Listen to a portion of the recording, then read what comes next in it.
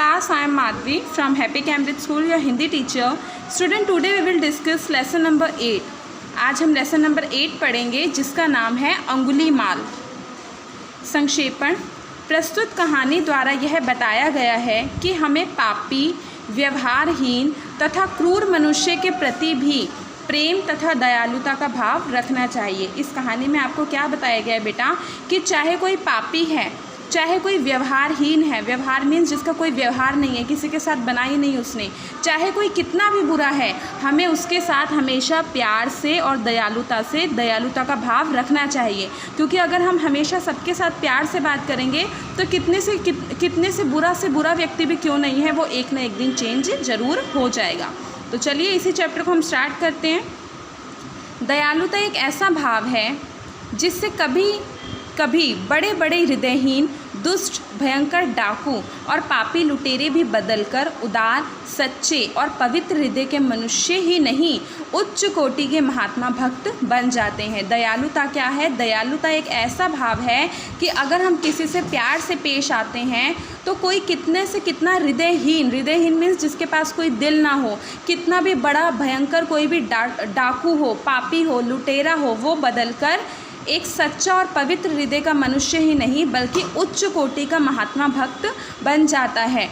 यानी कि अपने जितने भी सारे पाप होते हैं, जितनी बुराइयां होती हैं, उनको वो दूर भगा देता है और अच्छा मनुष्य बन जाता है। क्योंकि अगर आपको कोई सुना रहा है, मान लो किसी ने आपको डांटा, आपने उसको आगे से जवाब नहीं दिया, वो दूसरी बार डांट रहा है, तीसरी बार डांट रहा है, चौथी बार डांट रहा है, कभी ना कभी तो वो सोचेगा ही ना कि जब वो मेरे को सामने वाला जवाब नहीं दे रहा तो मैं क्यों बिना फालतू के बोलूँ, है ना। तो वो खुद ही चुप हो जाएगा और उसके मन में खुद ही गिल्ट आ जाएगा कि मैंने इसको इतना कुछ बोल दिया और इसने मुझे पलट कर जवाब भी नहीं दिया। तो अगर हम किसी के साथ प्यार से बिहेव करते हैं तो वो एक ना एक दिन मनुष्य ज़रूर बदल सकता है, चाहे वो कितना ही बड़ा डाकू भी क्यों ना हो। ऐसी ही एक घटना क्रूर और निर्दयी डाकू अंगुलीमाल के जीवन में घटी। अब देखो इसमें एक नया कैरेक्टर आया है जिसका नाम क्या है? डाकू अंगुलीमाल। एक डाकू है जिसका नाम क्या है? अंगुलीमाल है। वो बहुत ज़्यादा क्रूर है, निर्दयी है। निर्दयी मीन्स क्या होता है? जिसको किसी के ऊपर दया भी ना आए। एक बार महात्मा बुद्ध विचरण करते हुए कौशल राज्य की राजधानी श्रावस्ती में गए। अब देखो महात्मा बुद्ध जो है, महात्मा बुद्ध सभी बच्चे जानते हैं ना कौन है? महात्मा बुद्ध विचरण करते हुए, विचरण मीन्स होता है घूमते हुए, कौशल राज्य था, उसकी राजधानी थी श्रावस्ती, वहाँ पर पहुँचे। कौशल राज्य के महाराजा प्रसन्नजीत महात्मा बुद्ध के परम भक्त थे। जो कौशल राज्य के जो महाराजा थे ना, उनका नाम था महाराजा प्रसन्नजीत और वो महात्मा बुद्ध के परम भक्त थे, यानी कि वो उनको बहुत ज़्यादा मानते थे। महाराजा ने महात्मा बुद्ध का आदर सत्कार किया, किंतु बुद्ध को लगा जैसे महाराजा कुछ चिंतित हैं।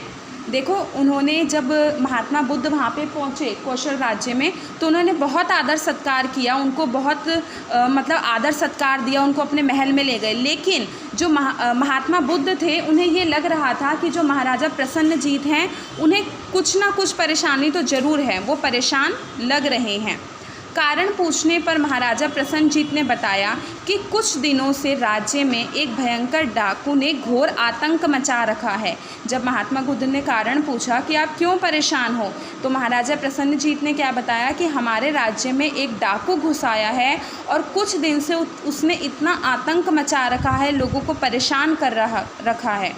अंगुलीमाल नाम का यह डाकू लोगों को लूटने के साथ साथ निर्दयतापूर्वक उनकी हत्या भी कर देता है। राजा ने बताया कि अंगुलीमाल का नाम कुछ और ही था, पर उसने प्रतिज्ञा की थी कि वह 1000 लोगों की हत्या करेगा। मारे गए लोगों की ठीक संख्या याद रखने के लिए उसने एक तरकीब निकाली। वह जिस व्यक्ति की हत्या करता था उसकी एक उंगली काटकर अपनी माला में पिरो लेता था। देखो उसने क्या बताया, जो महाराजा प्रसन्नजीत थे, कि ये इतना क्रूर और इतना निर्दयी डाकू है कि ये लोगों को लूटने के साथ साथ उनकी हत्या भी कर देता है। और ये जो डाकू है अंगुलीमाल, इसका नाम अंगुलीमाल नहीं था, इसका नाम कुछ और था। लेकिन इसने प्रतिज्ञा ली थी। प्रतिज्ञा मीन्स क्या होता है? उसने कसम खाई थी कि मैं 1000 लोगों की हत्या करूँगा, 1000 लोगों को मारूँगा। तो गिनती याद रखने के लिए, ऐसा तो उसे याद रहेगा नहीं ना कि मैंने कितने लोगों को मारा, तो गिनती याद रखने के लिए तो वो जिस व्यक्ति को मारता था उसकी एक उंगली काटकर अपनी माला में पिरो लेता था ताकि उसको याद रहे कि मैंने कितने लोगों को मारा है। इसलिए लोग इस क्रूर डाकू को अंगुलीमाल कहने लगे। वो अंगुलियां काटता था इसलिए उसको क्या कहने लगे? अंगुलीमाल कहने लगे। भयभीत राजा ने महात्मा बुद्ध को यह भी बताया कि उस डाकू के भय से सारी प्रजा थर थर काँप रही है, न जाने कब किसकी बारी आ जाए। राजा की बात सुनकर महात्मा बुद्ध ने डाकू अंगुलीमाल से मिलने का निश्चय किया। जब महाराजा प्रसन्नजीत ने बताया कि वो इतना क्रूर है कि उसके डर से सारी प्रजा थर थर काँप रही है, लोगों को डर लग रहा है कि कभी भी हमारी बारी आ सकती है, कभी भी वो हमें मार सकता है। तो जैसे ही महात्मा बुद्ध ने ये बात सुनी तो महात्मा बुद्ध ने बोला कि मैं उस अंगुलीमाल से मिलने जाऊंगा। निश्चय किया मीन्स फैसला लिया कि मैं उस अंगुलीमाल से मिलने जाऊंगा। अब देखते हैं नेक्स्ट क्लास में कि क्या महात्मा जब अंगुलीमाल से मिलने जाते हैं तो कहीं वो उन्हें भी तो नहीं मार देता।